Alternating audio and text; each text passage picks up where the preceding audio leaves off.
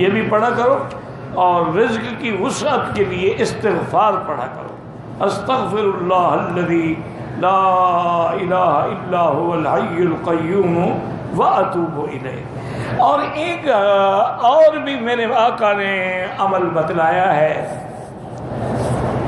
ایک صحابی نے آ کے کہا کہ حضور مجھے اس قدر غربت اور فقر نے گھیر لیا ہے،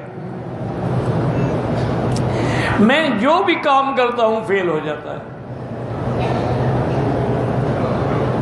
تو حضور نے فرمایا ایسا کرو کہ جب تم دکان میں داخل ہو اور دروازہ کھولو تو وہاں کہا کرو السلام علیکم والصلاة والسلام علی رسول اللہ صلی اللہ علیہ وسلم، قل هو اللہ احد اللہ الصمد لم یلد ولم یولد ولم یکن له کفوا احد۔ یہ ایک دفعہ پڑھ لیا کرو، گھر میں جاؤ، دکان میں جاؤ، جب بند ہو، جب پہلی دفعہ داخل ہو تو یہ پڑھ۔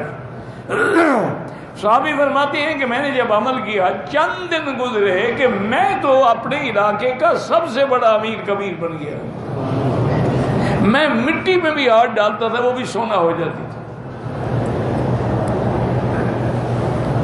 پر یہ ہے مشکل کہ آدمی قرآن حدیث کے وظیفے نہیں پڑھتا۔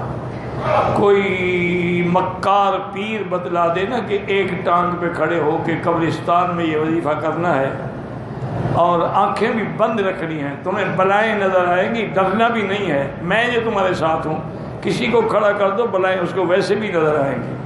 قبرستان ہو، ٹانگ ایک ہو، چکر آئے گا، بلائیں نظر نہیں آئیں گی تو کیا ہوگی؟ اس میں کون سی پیر کی پیری ہے؟ میری بہن پڑھ رہی ہے، سبق یاد